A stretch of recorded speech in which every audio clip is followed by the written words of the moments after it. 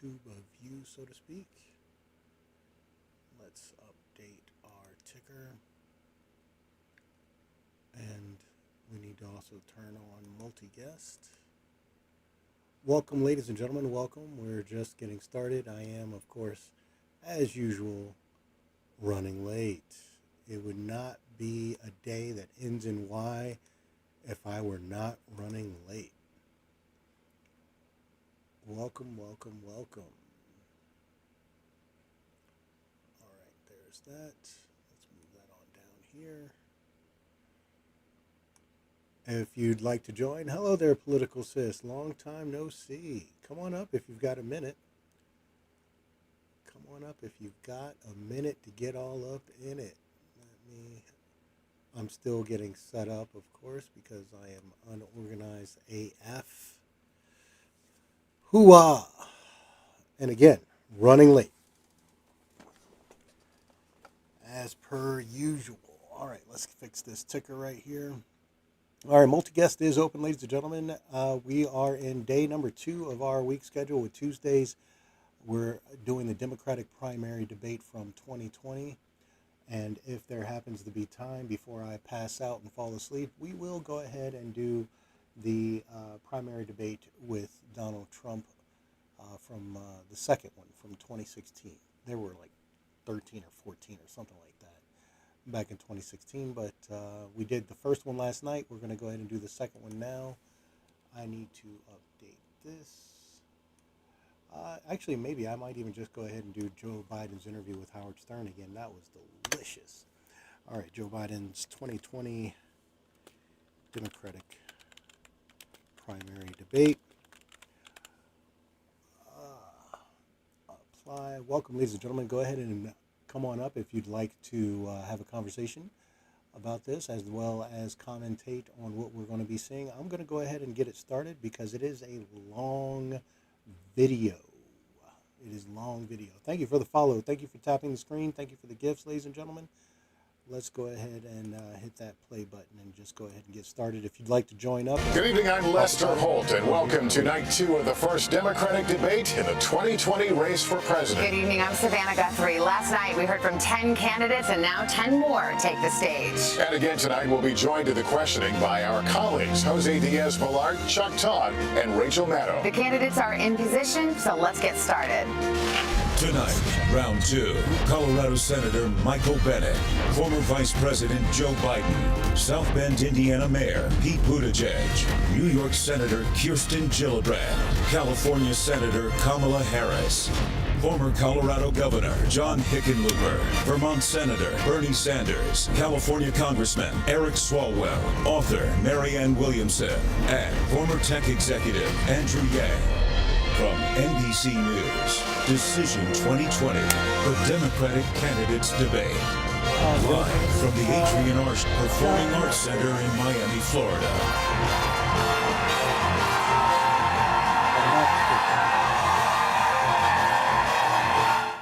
Red-handed asked, can we really consider a debate being that Trump cannot stay on subject at his own rallies?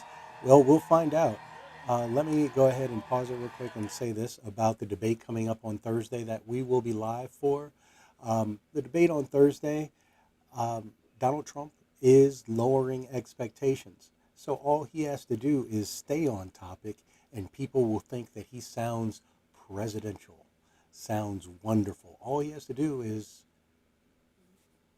be a normal human being and not a dick. And people are going to say that he sounds presidential. Yes, it's this Thursday, 7 p.m. Eastern, I believe, and I will be live the entire day because I'm going to be revving up to it and everything. Like right now, we're going with Joe Biden's first debate in decades. Not decades. This was his first debate that he had after 12 years, I believe. 12 or 13 years.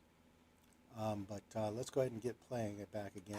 Get the The Arts Center and across America tonight, We continue this spirited debate about the future of the country, how to tackle our most pressing problems, and getting to the heart of the biggest issues in this Democratic primary. Tonight we're going to talk about healthcare, immigration. We're also going to dive into the economy, jobs, climate change as well. And some quick rules of the road before we begin, and they may sound familiar. 20 candidates qualified for this first debate. As we said, we heard from 10 last night, and we'll hear from 10 more tonight. The breakdown for each night was selected at random. The candidates will have 60 seconds to answer, 30 seconds for any follow-ups. And because of the large field of candidates, not every person is going to be able to weigh in on every topic. But over the course of the next 2 hours, we will hear from everyone. And we love our audience, but we'd like to ask them to keep their reactions to a minimum, and we're not going to hold back in making sure the candidates stick to time. So with that business taken care of, let's get to it. And we're going to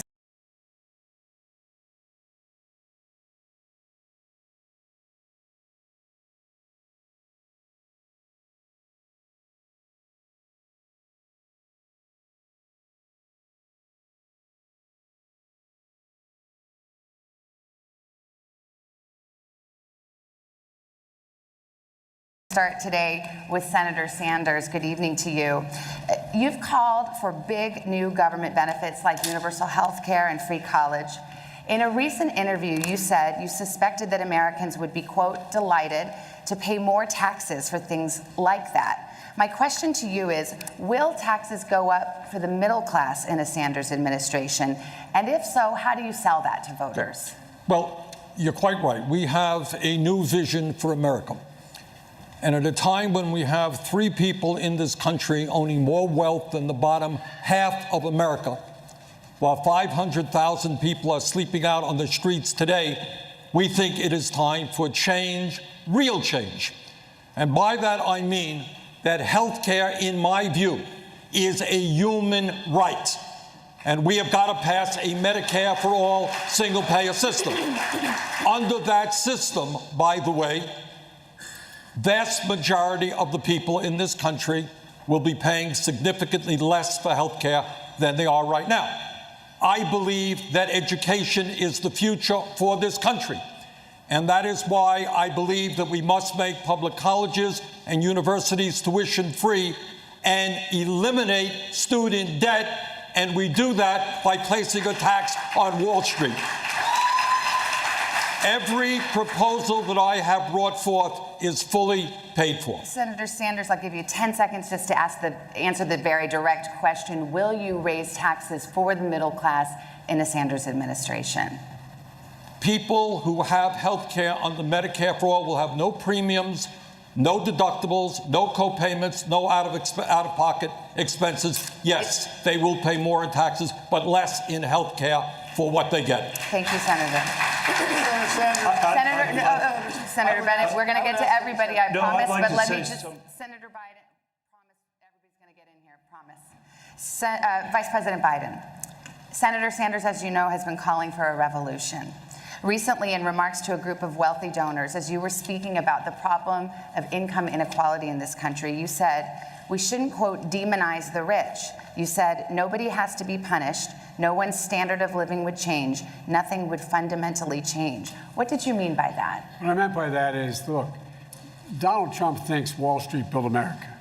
Ordinary middle-class Americans build America. My dad used to have an expression. He said, Joe, a job is about a lot more than a paycheck. It's about your dignity. It's about respect. It's being able to look your kid in the eye and say everything's going to be okay. Too many people who are in the middle class and poor have had the bottom fall out under this proposal. What I'm saying is that we've got to be straightforward. We have to make sure we understand that to return dignity to the middle class, they have to have insurance that is covered and they can afford it. They have to make sure that we are in a situation where there's continuing education and they're able to pay for it. And they have to make sure that they're able to breathe air that is clean and they have water that they can drink. Look, Donald Trump has put us in a horrible situation. We do have enormous income inequality. And the one thing I agree on is we can make massive cuts in the $1.6 trillion in tax loopholes out there. And I would be going about eliminating Donald Trump's tax cuts for the wealthy. Vice President Biden, thank you. Senator. There's a lot of talk in this primary about new government benefits, such as student loan cancellation, free college, health care, and more. Do you think that Democrats have a responsibility to explain how they will pay for every proposal they make along those lines? Well, let me tell you something. I hear that question, but where was that question when the Republicans and Donald Trump passed a tax bill that benefits the top 1% and the biggest corporations in this country, contributing at least $1 trillion to the debt of America, which middle-class families will pay for one way or another?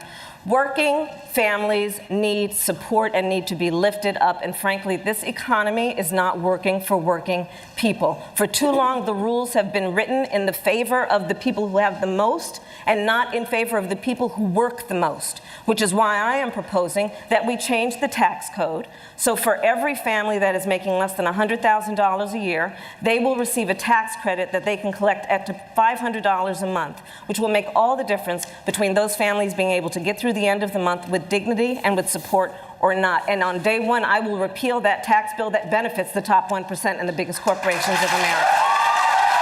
Senator Harris, thank you. Governor Hickenlooper, let me get you in on this. You've warned